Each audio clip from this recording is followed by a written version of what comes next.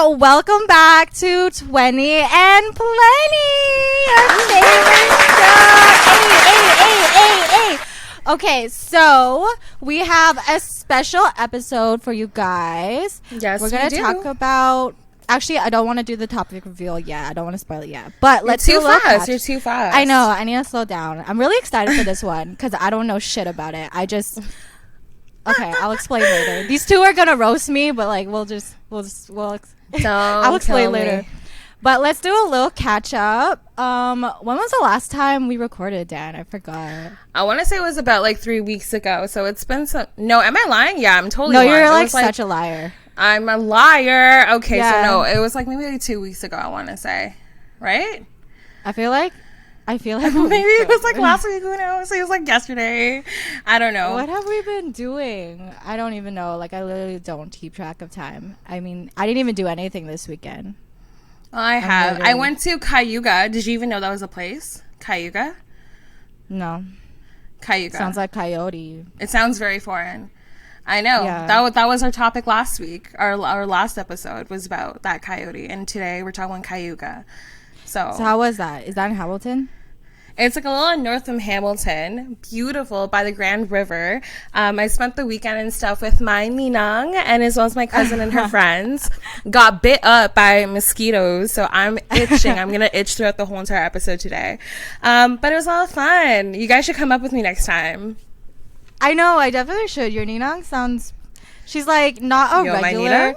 Okay, what does ninang mean in English? Oh, sorry. My ninang is godmother. Godmother is ninang. Yeah. So your godmother reminds me of the mom, like the cool mom in Mean Girls. She's not your regular godmom. She's a cool godmom. She's a fun person to take a trip with. You know what I'm saying? I can't believe that. I literally can't believe that. I love her. I love you, ninang. Okay. Yeah. But yeah, that was my weekend. That was honestly my weekend. I just like took walks. I didn't have plans at all. Oh, I went to the thrift store. I found like really cute thrift stuff, but like that's it. I literally didn't do anything. I sound like a fucking loser, but yeah. Who knows? Maybe our guests have had more fun weekends than us too. Who knows? Okay, so since I'm a boring bitch, we can skip right to the topic. We're talking about crypto today. Ooh. And we have two very, very special guests. We have Lil Basil West and LJ. Ayo. AKA Black Swan Digital. Hey! Welcome, our two great guests. How are you guys? Yeah. We're good. We're cooling. You guys good? Yeah, we're good. I'm just chill. Yeah. Super excited to talk about it. So crypto is definitely a topic that people have been talking about lately, and more and more people are getting introduced to it, but a lot of people still don't know much about it. So, I mean, I can't lie. I don't know. I still have a lot to learn. So why don't you give a little intro about what crypto is? Sure. Jordan, you want to take this? No, it's all you, buddy. I'll do it. Give me the technical stuff, bro. You need to know what a smart contract is. Shit, yeah, I'm there, bro. DeFi, I'm there, buddy. So, in the simplest terms, cryptocurrency is a decentralized form of money, meaning there's no ownership of it, and it's essentially a network of supercomputers that make a digital bank that allows people to have full autonomous control of their assets and their money. Okay, wait, pause. Autonomous. Define that, because my ass didn't know what that meant. Meaning, a lot of things are automated in the system so that there's no need for a third party. There's no need for banks. There's no need for a teller. There's no need for institutions. And that's where the whole decentralized aspect comes in. You get the first time in human history, you have full responsibility of your financial assets on either your phone, your computer, or there's other ways to store it, but it's pretty much automatic. You don't need anyone else just except you and the community. So you're your own bank, basically. Pretty much. Interesting. That's actually pretty cool.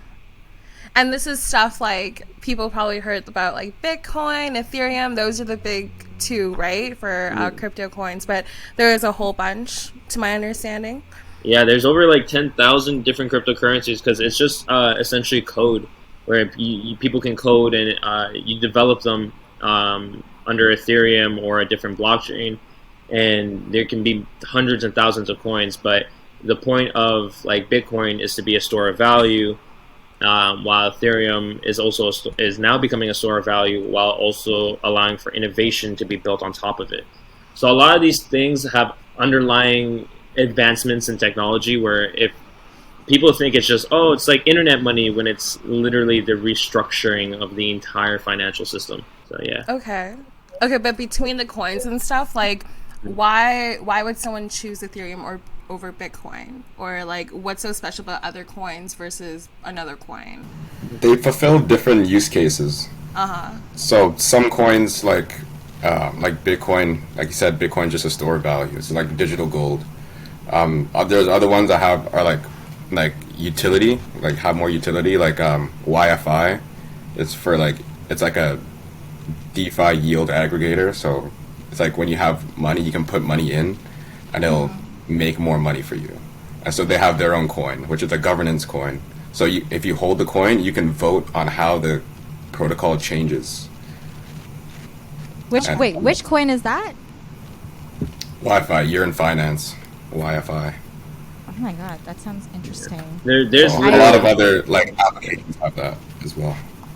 Oh my god. So all of the coins kind of have their own little function to them in the whole cryptocurrency system, basically. And you just basically invest in what you think will be worth investing into, if I'm understanding correctly. It's looking at which ones have the most utility, what problems do they solve in the real world. For example, Ethereum is essentially the development of a new internet where it's called Web 3.0, which will service billions of people across the world. And then you have things like Dogecoin, where it doesn't actually have any utility, but it has amazing marketing. And then you have other coins that do very specific things. So what it is really diving deep into the research and looking at what this coin does versus this coin, and understanding what problems does it solve, and if it's worth the actual investment or not. Interesting. You getting this, Mikey? I didn't know any of that, and I have $300 in Bitcoin just because. And then I have 100 in Ethereum. I thought it was like Bitcoin. I didn't know it was like a website. I was just like, ooh. So having fun on Coinbase. I just feel like nobody where do you learn this type of shit? Like, who is talking about it? Like, a lot of the times, like, honestly, you can just watch a quick couple YouTube videos. It's a lot of reading, and there's a lot of sites that offer services. We also, as Black Swan Digital, offer education packages as well too, so people can learn, because the education is the main thing, because it's like people are investing in things they don't understand and things that they don't know, and all of a sudden the price fluctuates so heavy, everyone's confused as to what it is, when in the long term, if you understand the underlying technology behind it, then you understand why this is probably going to be the best investment for the next 100 years or so. Okay, then why this over banks then? That was good. That was a good transition. Good. That was good. So many reasons over why over a bank. You have first reason in your head. First reason, why? It's your property now, no longer the government's or the bank's property.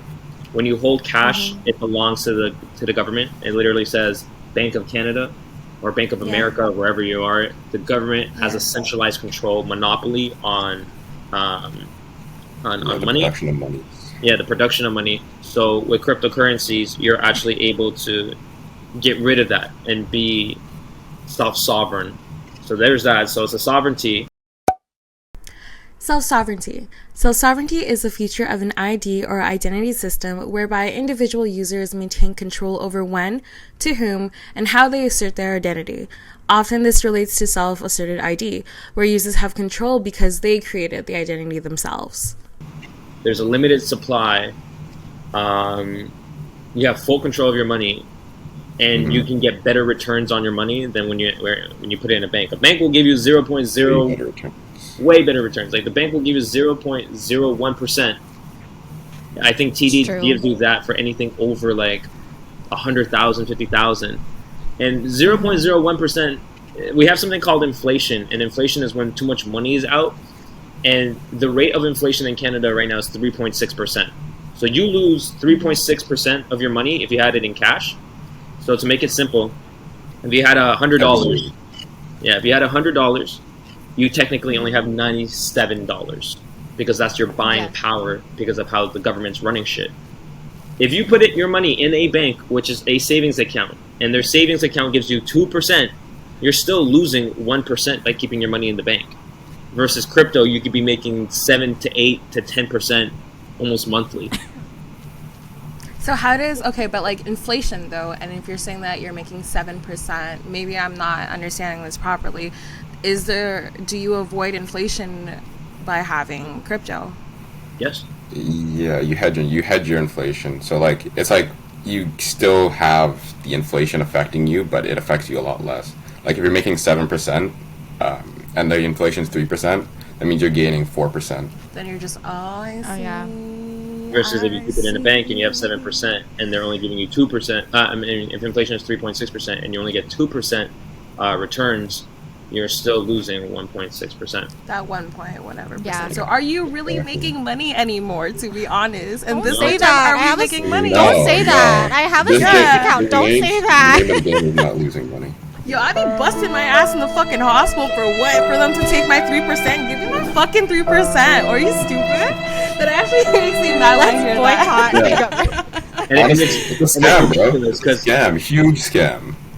It's the worst feeling because it's like things are about to get way, way worse. Like analytically, like looking at how the stimulus in this country is being run and throughout the world, like Russia hit 6.5%. America's at 5%. So if you have a savings account that's only giving you 2%, you're still losing that 3%. And there's countries around the world right now that are hitting 50,000% inflation. And their countries crippling, and it's kind of like a testimony where that may come to this country as well one of these days. And we're not going to be that's trust super banks. unsettling. Yeah. Yeah, no. But like that's how the government would keep you within their system, right? Like you're constantly having to pay them back whatever the fuck your debt, I guess. I got a lot to think about. She's like, damn, I gotta put a little bit more than $300 in Bitcoin today. Like Jesus Christ. Yeah, I know. Can I ask you guys a question real quick? Okay, Yeah. what's up? Okay, so on a scale of 1% to 100%, what is the likelihood within the next 10 years something as catastrophic as COVID affects the world within that 10-year span? 1 to 100%. I answered this before. Wait, Mikey, I want to hear your answer first. What are the chances that something like COVID will happen in terms of percentage? It's within well, something like COVID, like another pandemic or something. Oh, another pandemic, global warming crisis, financial crisis, something. Like, what are the chances of something so big happening that it affects the whole world again when it's like this? So my range is 1 to 50%. It's not likely, and then more than that is. I think it would be likely. That's a lot can happen in 10 years, so maybe. Super fucking likely. Are you stupid? What's like, the yeah, for sure. 75. Yeah. 5%? Like. 75% likely that it's gonna happen. Like 1 to 10 years. It's a long time. So that 75% that you just said, that's how much money you should have in crypto to hedge against your concern of what might happen in the next 10 years. She's like, I got $300. She's like, I gotta go open up my budgets and I gotta go like recalculate how I'm doing this shit. Like, fuck, like me tonight. No, yeah, no, it's true though. Oh my God, yeah. In a decade, yeah, shit can fucking happen, bro. Like within the last 2 decades, shit's been fucking happening. So I mean, I don't blame you. I think you're right, to be honest, in that sense. Mm-hmm. Obviously, like Bitcoin and crypto and stuff, like it is a very, very new thing. Like, how long have you guys been in crypto? Oh yeah, how long like, have you been guys like doing this?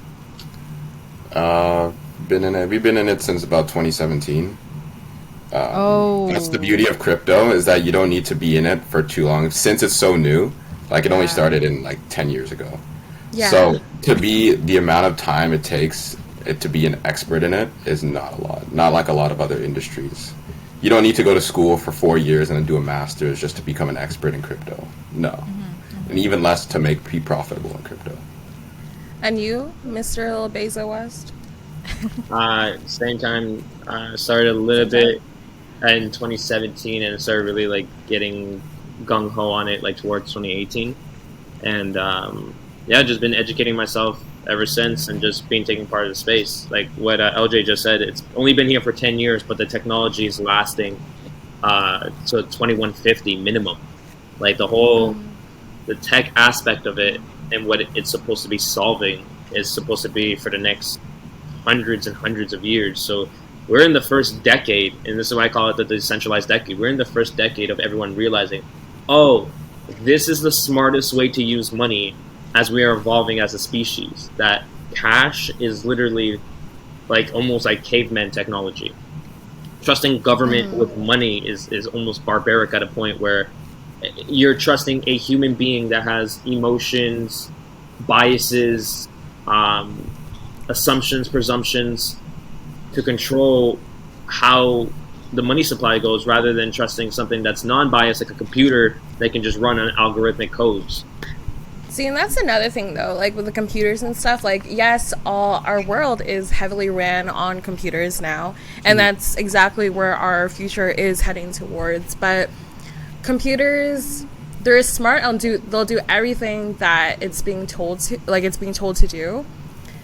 How can we ensure that, the people that are telling the computers what to do, like, it's the safe thing, you know what I mean? Like, how do we know that our shit's safe? That was good. Well, Well, go ahead. all right. Well, a lot of the code for this stuff is open source. So if you really wanted to, you can go into the code and look at it. I mean, it doesn't to a regular person. It doesn't really mean a lot, but there are a lot of like really good professionals that vet it and ensure its security and safety for everybody's use. Okay. And what about, because you've talked about you've told me about, like, blockchains and stuff before. Want to quickly explain that a little bit? Yeah. What a blockchain is and how it plays into crypto? Blockchain is essentially just like a digital ledger that just records and keeps information. And it stores that information, and once it essentially gets full, it becomes a block, and then it gets added to the chain, and then you have essentially just blocks and blocks and blocks and blocks of information that's essentially encrypted through cryptography. So the technology has been around for hundreds of years. They were actually using cryptography back in World War II. So this is the technology that blockchain uses, and it's a digital ledger across the world. So it's not just centralized in one spot.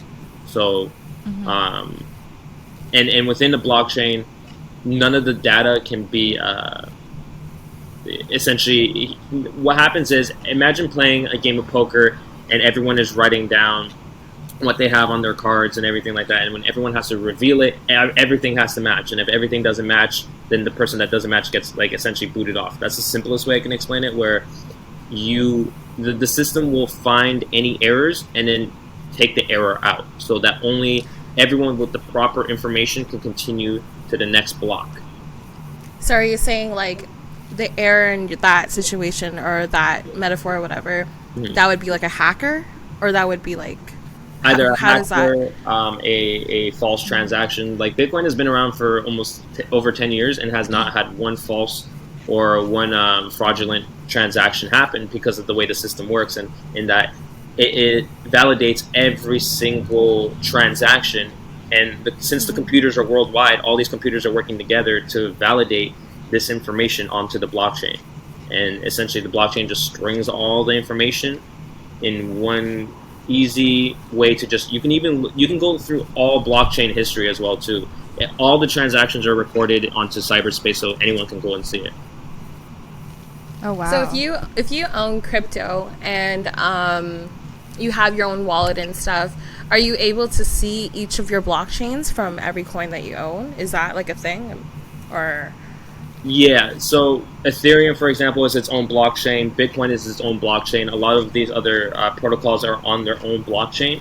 So it's just their own server, essentially, where it's like Bitcoin, and then Bitcoin's blockchain is over here. And then if you've done any transactions on the Bitcoin blockchain, then you can look on the Bitcoin blockchain. You can see all that information. If you look on Ethereum, you can see all the Ethereum blockchain transactions that happen within that blockchain. So some of these cryptocurrencies rely on the same blockchain. Some of them have their own blockchain. So a blockchain is, just think about it like a giant filing cabinet in cyberspace. That is so cool. Dude, that is like, you explained that so perfectly, and like I am foreign to this shit. That was good. Thank you. Oh but government wouldn't necessarily like that, I'm guessing, would they? No, Nope. not at all. So wait, so did you ask the government isn't associated with that? No, I said they wouldn't necessarily like that, though. Oh, they wouldn't necessarily like that. Yeah, Yeah, they wouldn't. because like that means like they'll see everything. Yeah, Like- well, they do and they don't. They want to see everything, but they only want them to see everything. Like, they don't want everybody else to see everything. Yeah, but now everyone gets to see everything, right? Is that what it Yeah. is? Exactly. So, watch out. Give your head. Government cryptocurrencies are coming. Government. Okay, but eventually I feel horrifying. like we might. I feel like we might end up evolving into a point where yes, crypto will be our main source of money and whatever. Would not the government have to get involved in it, into crypto? And like they would. could they end up changing, like, what the initial basis of crypto was? Like, couldn't they end up taking control over this, and that it takes away like the whole? So that's a Or scary is that part. not? I know, yeah, like Yeah. Yes and no. Like, they can regulate it and tax it as to their best of their abilities, but I mean, their capacity to control it is actually really small, just because of the decentralized nature of the network.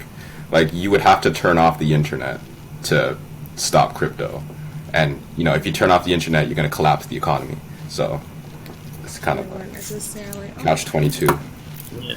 And then, so what the government is trying to do, they're trying to build their own cryptocurrency. So in China, they made the digital yuan. So they're trying to export as much and try to ban businesses from accepting crypto transactions so that they can only use the digital yuan. And America's making their own. They're called CBDCs.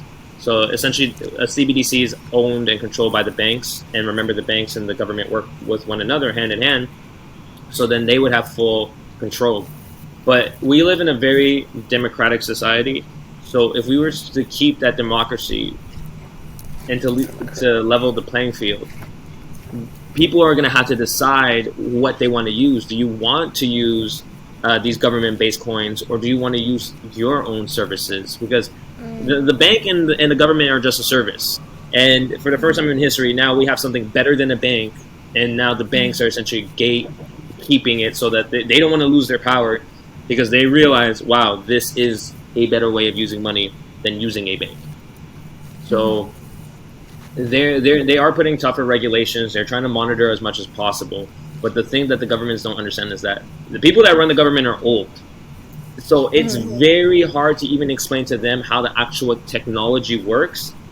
And because of that, they're making just random laws as they go. They're pretty much making it as they go on a whim, because they don't fully understand how to regulate this or even understand how the technology works. Because 2-3 years ago, people were laughing, saying this is just a fad. This is just internet money. It's just going to go away. It's just a bubble, and the bubble's popped, and it's what actually popped was the world popped, not crypto. Because while you had COVID happen, the world economy crashed, and you had, once again, the governments come through bailing everybody out. No one came and bailed out crypto. No one dropped 50%, and everybody was okay. Yeah. Nobody lost their houses. And the crypto economy still chugged along. And on top of that, so while the economy crashes and China bans Bitcoin, and all the miners have to move across to other places, so the thing that's powering the system, half of the power of the system literally stopped working, plus you had an economic downturn. So you have two colossal things that in any regular financial system would collapse, and crypto was completely okay. Yeah, it's a lot of downward pressure. It just shows the robustness of the system. Like, it's a system that you can ultimately trust even more than our own economy. Like, you look at 2008, a couple banks go down, and suddenly the whole world is on fire. Yeah. But could that just be because, like, not a lot of people were on it yet? You know what I mean? Not necessarily, because it's like it should still. It doesn't matter how much money is in. It would have collapsed either way. Like if you have $1 trillion here, it would have been done for. Yeah, $1 trillion here. It's because what's happening in crypto is like in the real world, everyone's in debt. Everyone has debt. Government has put us so much in debt that anytime anything negative comes, like we sink very hard.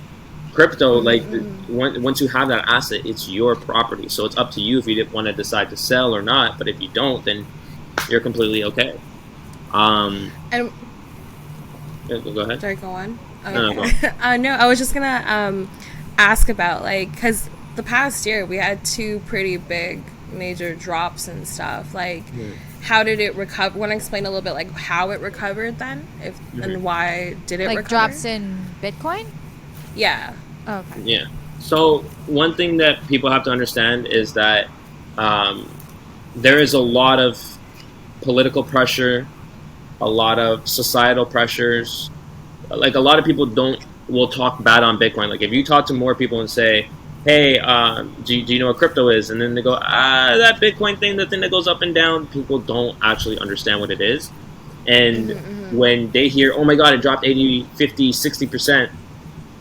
While that time period happened, you had the world's richest man, Elon Musk, talk down on it, China banning it, and actually moving all the miners across overseas. America coming with heavy regulations, and then essentially you had a bunch of new people coming into the ecosystem, buying this thing, and the moment the market just went down by 20%, 30%, everyone's decided to start selling. So everyone was like, oh, let me get out. Let me just jump off the ship. Let me jump off the ship. But at a certain point, there comes a point where the actual community of people that have crypto wallets, people that actually believe in Bitcoin, and they're trying to push the price as low as they can. And the lowest they could push it was 28,000, because that's that bottom line now. That you're not pushing it past 28,000 because people like me and LJ and other people around the world know the value of this, and we're not selling it. So while people are trying to sell it, pushing it down, the reason why now it's recovering is because now you have that strong support, and now as it starts to recover, the media is going to come out, starting saying, oh my God, the revival of Bitcoin. Institutions are going to hop in, and remember, the more this world burns, the more this crypto world starts to do better. I definitely think you're, like, against, like, the media, like, you're fighting against, like, the media and everything right now too, because I find that, like, I don't really hear news about Bitcoin up until the point it drops. So I feel like Same, yeah. I don't feel like it's hard to get the support from people because people don't hear about it until you hear something bad about it. Well, so I mean, like, on top of that too, the billionaires own the media. The people in power own the media. Like, CBC is owned by the government. Do you think they want to advertise, hey, there's this amazing thing that's way better than us that controls money, guys, hop on it? Like, just recently, Google stopped banning crypto ads. So there's a lot of force going against crypto, and eventually what's going to happen over time, Apple is going to hop in, Amazon, Google, Microsoft, all these big tech companies are going to either use the underlying technology of it or actually use the service of it. There's a lot of big companies that are starting to buy a large amount of Bitcoin, and it's scary because it's like, if no one pays attention, there's only 18 million Bitcoin, because there's 21 originally, there's 21 million, but 3 million are gone because of human errors, like people either lost the coin, sent it to the wrong address or whatnot. That's a lot. So there's about 18 million, and out of that 18 million, there's only about 2 million left. 2 million Bitcoins left. Most of it's owned by someone already. So there's companies that have like almost 1 million Bitcoins, which would be like 1% of the entire supply. And it's because they're taking advantage of people not being aware and awake to what's actually happening. So you're saying billionaires are already on this shit and want to take it before anyone else can. There's not enough Bitcoin for all the millionaires. Okay, so we gotta wake up and fucking everyone wake up. Take some fucking Bitcoin before these rich guys already take them. Yeah, crazy. and that's what's causing the enormous price movements, is that it's you have these people either selling it or buying it, but the whole point is that the reason why people are buying it is because, like I'm saying, as the world keeps printing more money and burning this world, we need an escape. We need to find a financial escape where we can be safe, because the next crash that comes, it's taking everybody out. Yeah, I hear you. I'm still stuck on the I'm still mad at the fact that I'm losing my 3% right now. Like, I'm thinking about that. Okay, but like crypto mining and stuff, like how do you mine for a coin? Yeah, I'm like, confused about that. I have no idea about that. Yeah, like what is crypto mining? It's essentially a computer that solves like a puzzle, and you get rewarded for solving that puzzle. So they have specialized computers for it. We call them ASICs, and for Bitcoin, and they can like solve like this particular problem like pretty quickly at different rates depending on what computer you have. Some blockchains require miners, others don't. Some like just need like a lot more smaller computers to do it, and you can like essentially put up your coins as collateral and collect network fees as if you were mining, but without like having all the equipment of mining. But there's proof of work, which uses the heavy computers, and then there's proof of stake, which uses like light computers to do it. Okay, so who makes this? Like, what is this puzzle? Like, where is this? What is when this you said that, puzzle, it made me and think- where can I solve it? Yeah. Yeah. I was like, I'm pretty good at Tetris. Like, this is what I'm thinking in my head. Like, Yeah. I mean, you could try to solve it on paper, but like, dude, it'll take you like 10,000 years. Oh, okay. Yeah, quite literally. It's called Bitcoin uses the SHA-256 hashing algorithm. So, I mean, I don't personally know what that particular algorithm looks like or how it works, but like it's essentially just turning like strings of characters into different strings of characters. so it's coding. It's all coding stuff. Yeah, it's all coding stuff. And Okay. essentially, yeah, it's like you, the mining machine essentially is what powers the network, because then it's essentially the backbone of all of crypto. Because if you have no mining, essentially no one's using the network, and then therefore there's no new coins being minted. No one's getting rewarded. So the more miners there are, the more transactions we can also push through faster as well too. So that's pretty much the whole point of mining. Is essentially just the backbone. Yeah. I've seen like a little video. I don't know if you guys probably seen this too, but like I've seen this little video that was put out by Vice, and it was just talking about how crypto mining is so bad for the environment because they like use a lot of energy and whatever, and people are like, yeah, like it's terrible, like blah, blah. But I heard that too. our friends were talking about it. Yeah. Like Yeah, that, I once remember again, that's the talking about it. media, and that's the bigger players in this game trying to push it down, because they're like, hey, it's environmentally unfriendly, and everyone's like, yeah, you know what, fuck Bitcoin. And it's like, did you guys not just see the ocean on fire like literally like 2 weeks ago? Like, Yeah, right? Literally. Yo, it's insane. I'm confused. It's insane. Like, it's these conglomerates and these corporations essentially using environmental worries as a camouflage to them. So they put this camouflage of, hey, worry about Bitcoin, and while you're worrying about that, they're the ones that are actually fucking everything up, because you have to realize that it actually uses less power than the entire banking system. The banking system itself today, I think, uses like 3 to 10 times more power than Bitcoin does. The Bitcoin network. I believe you. Yeah, And you have to understand we're that the Bitcoin network is in a global industry. So in the context of a global industry, it uses relatively little power compared to everything else. And even then, it's renewable. Most of it is renewable power. Yeah, or like you can excess use- power. You can use solar panels to generate electricity. You can use geothermal energy. You can use hydro energy, solar energy. Cryptocurrency will push for environmental innovation. That's 100% given. What's happening though right now is people are still stuck on using coal or electricity. But if we had more support on the media side and we had more people coming in and saying, "Hey, let's just build a solar farm for crypto," because we're going to need to power this for the rest of human history. No, most definitely, because that's what I thought when I first saw the video. I was like, hey, with electricity, there's easy ways around that. Like, if we don't even have the technology to power crypto right now, like, we most definitely will be in a few years. Like, right now, like, I feel like we use a lot of like oils and whatever, which is terrible and is what caused the fucking fire in the ocean actually. Are you getting that, Mikey? Like, would you switch completely to crypto and never go back to a bank, Mikey? Oh my god, that's a lot of pressure. That's a lot of pressure. Yeah. Given what I'm learning right now, it feels like it might be the best thing to do, but it's kind of hard. Like, I definitely have to do more research though. Like, I can't do it, you know. Yeah, but it seems like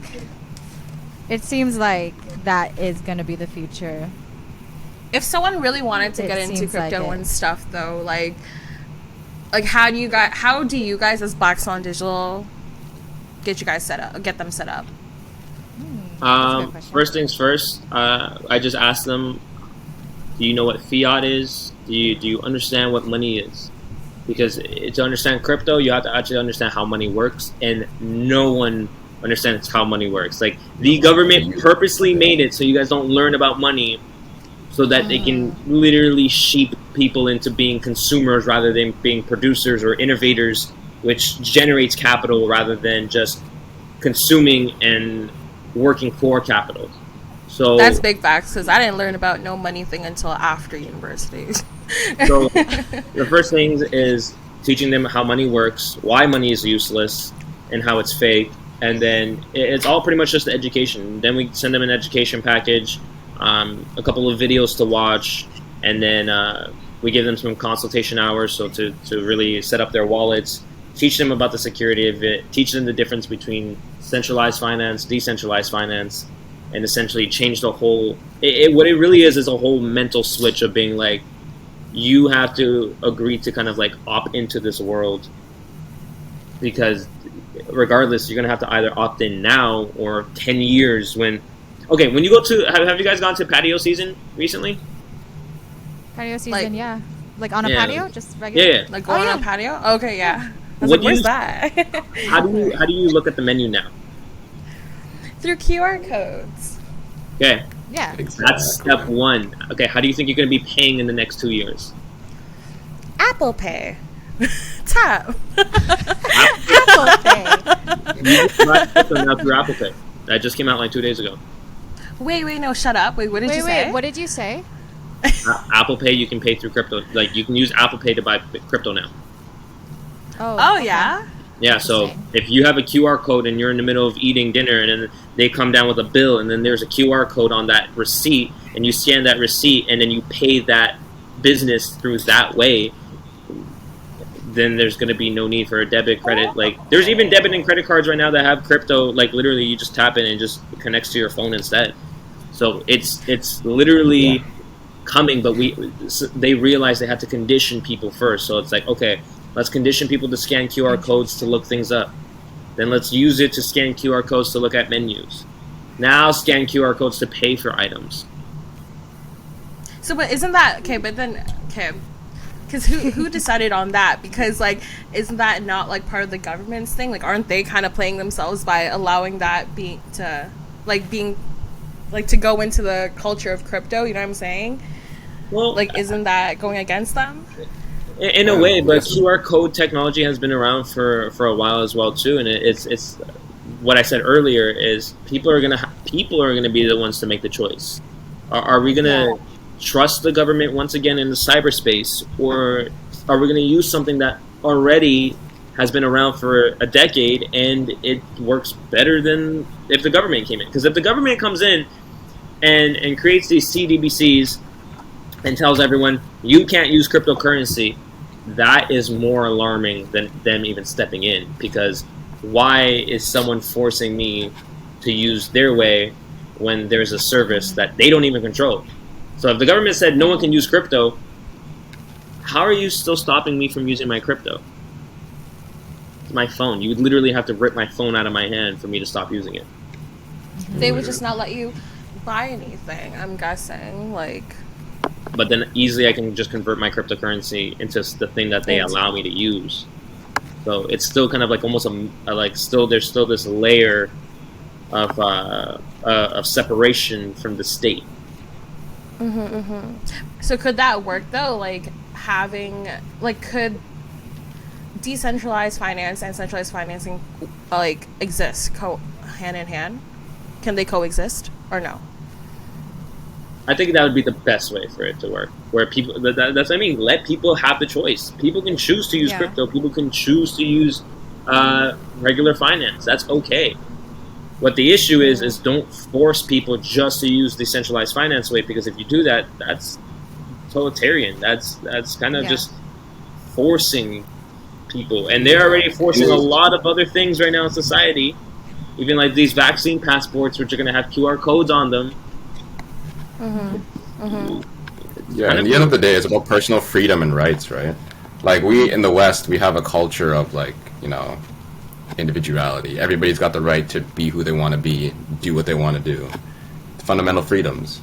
So, for our whole political thought to change into something more like communist China, where like everybody should just follow the government and do what they say, it's a radical adjustment, and it's actually pretty concerning, because like a lot of the times the government does not know what to do, especially right now. You can see it in the legislation and what they're doing. They're just kind of like making it up on the fly. So like, why would anybody want to follow that? You know, it doesn't make a lot of sense. And a lot of people continue. Go on. I was just gonna say, like, and that's the issue, is that everyone right now is just listening but not questioning. And anytime you try to question it, it's as if like the media has made it where it's like, oh, you're an anti-vaxxer because you're questioning this. It's like, no, I have legitimate concerns and questions about why these things are being ran this way. And there's laws being passed without any votes. There's just people in these rooms making these laws affecting millions of lives, and I didn't get a fucking say in it. You didn't get a say in it. He didn't get a say in it. She didn't get a say in it. And if we live in a truly democratized world, like, there needs to be a new form of government where everyone can be involved at one given moment, and everyone can vote on any single policy that's being created. And that's actually something Black Swan Digital is trying to work on. Yep, it's just in the pipeline. Ideally, that'd be really sick, but like realistically, like, people are gonna have all sorts of opinions. Like, I don't know, like, you can't please everybody for sure. Like, also, like, and there's people who just don't give a fuck either. Like, they'll just like blindly walk, and as long as they have money in their banks, then they don't give a fuck. You know what I mean? So it's just like, I feel like one of the biggest and this goes with the whole vaccine stuff and whatever too. People just don't care enough to know, and I think that's where the issue kind of starts as well too, is that people don't care, and then people don't get educated, and then people don't have valid opinions. So same with crypto. I'd say the same thing. I mean, I'm here for crypto, to be honest. Woo! But Me too. I do have 300. I will put more. Listen, you are, think about it like this. You specifically, imagine you went to a new planet and there's only 100 million people on this planet. You're one of those 100 million people. And keep in mind, there, when you look behind you, there's about 7 billion more people about to come to the planet that you're on right now. But you're already here. You're like, I got my $300 space here. Good luck, guys. She said living lavish. I didn't even know where it's at. I forgot my password to coin. Oh, bitch. Don't fucking kill me. I need to learn, though. When you start learning about cryptocurrency, then that's when you start learning on how finances work. And it's, even for myself, I was never interested in politics. I was never interested in any of this. I just wanted to find a way to make more money. And the deeper I went in, I'm like, oh my God, like, no, they're literally, while everyone is distracted right now, they're literally building a whole it's like a whole new Monopoly board. If everyone's playing the same game of Monopoly, imagine a new, better game of Monopoly is being made, and already the main players are already being decided, and anyone else that comes in later, it's going to be kind of late for them. Yeah, see, I don't want to get too late on this, because I feel like it's almost at it. Do you think it's at its peak right now? No, it's not. No, not even close. No. Okay, so I'm not too late. Because, even during the pandemic, when Dogecoin became like the trend and stuff, I felt like I was just too late to know about it. I was like, fuck. That one was risky though. Like I didn't that want to do one it was like I feel like that one people just were happened. Doing it just because of social media and everything. Yeah. Like I didn't think there was much to it. And I was like, oh, that one's risky. Do you have any coins that? Yeah, Dogecoin's a huge meme. I didn't even know it was a meme. When I looked it up, I'm like, are you kidding me? It's a fucking dog. Yeah, it's my favorite dog though. He's cute as fuck, but. Do you guys have any specific coins that you're looking at right now? Which one was that? That's like my an god! Tell him, bro. So the way Dogecoin actually has no purpose at all. Like Dogecoin is literally just a meme, but it did something very unique where people were coming to me, meaning like knowing that I know crypto, saying like, "Yo, should I get into Dogecoin?" And I'm like, "Bro, get into Bitcoin. Like, get into Ethereum. Get into like something with an actual use." Dogecoin was literally made just as kind of in the sense that if everyone was to put in $100 in the entire world were to put in $100, it would make Dogecoin almost like to a certain point, then everyone could pull out, and then everyone would be rich. Essentially, the first time I even heard of Dogecoin, there was a TikTok saying, this was back when Dogecoin was only like less than a penny, was like, hey, if everyone buys $50 worth in America, then Dogecoin would be $1. So that's the whole thing is let's get Dogecoin to $1, because if you buy it at 25 cents, you can multiply your money 4 times over. Yeah. But Shiba Inu is a cryptocurrency that was created to be the Dogecoin killer, where the whole aspect of it is it actually has a use. It it has its own ecosystem. It's completely decentralized, and it has utilities. So there is a purpose, and it does everything that Dogecoin is supposed to be doing. And it's going to, the same way that Dogecoin introduced everyone to crypto, Shiba Inu is going to introduce everyone into decentralized finance because of the meme, the marketing, and the whole theme and story of it being the Doge killer. And it lately has been outpacing Doge way quicker. Interesting. So maybe I should I get on that? Like, I don't even know if I should. They've just worked so fast that I just don't know when to invest, when to sell. Like, I just don't know what the fuck to do. So, well, Bitcoin sounds like that's why Bitcoin and Ethereum are very interesting, because you never sell. The idea is to preserve your wealth, where you're tossing your money in here and say goodbye to it. Because you can use it, you can sell it, but what you're really doing is, just in case the world goes crazy, this is your reserve. So do you never take money out, like, ever? For me, I'm not gonna lie, I'm 99% into crypto. I have 1% of my wealth in cash. I don't use bank accounts on the regular, so once I'm out of cash money, I actually just don't spend my crypto at all. Like, I may liquidate $50, $100 to get me through to my next paycheck, but once I'm out of cash, I just gotta hold it down until then, because I understand the value of it, and I'm not gonna sell my coins so billionaires can scoop up more of my money. So most of it's just locked away. How long do you think you're gonna have to wait until Black Swan Digital? Like, right now we're in the middle of building our reserves, and our reserves is to last more than 100 years. My personal wealth that I'm putting into cryptocurrencies for my grandchildren. But for myself, like, there are times when I'm going to be taking profit and using that profit, maybe buy a house or different aspects for the business. but I would never really get rid of all my crypto ever. It would always be in cyberspace because of the importance of it. Interesting. A firm believer, guys. You heard it here first. You heard it here first on 20. You heard it here first on 20 and Plenty. He believes in this shit. 100. What happened to LJ? Oh, yeah, I was just gonna internet say. just went out. We're back. Hello.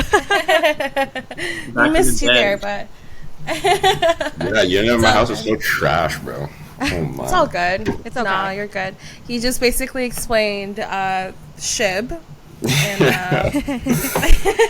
Yeah, yo, that's his pick. That's his pick. Okay, my pick right now is Thorchain. So what Thorchain does, they do like cross-chain liquidity. So in the world of DeFi, like it's hard to send coins across different like blockchains. So Thorchain facilitates that transfer of value across a blockchain. So you can go into Thorchain with your Ethereum and then send it, like transform it into Bitcoin or transfer it into like Doge or like Monero or like, whatever else. And they do that. It's the first one. So is it a converter coin almost? Yeah, it's a decentralized exchange that does cross-chain swaps. Okay. So yeah, it's a converter. It's like Coinbase, but decentralized. Okay. Because I've invested with you guys, right?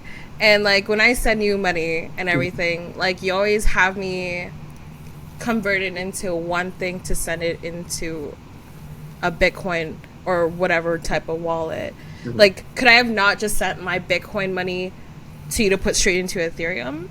So that, like, I have to convert it first to Bitcoin to be able for you to receive it as a Bitcoin? Is that what it is right now? Yeah, because if you send me Bitcoin and I send you an Ethereum address, your money is going to get lost.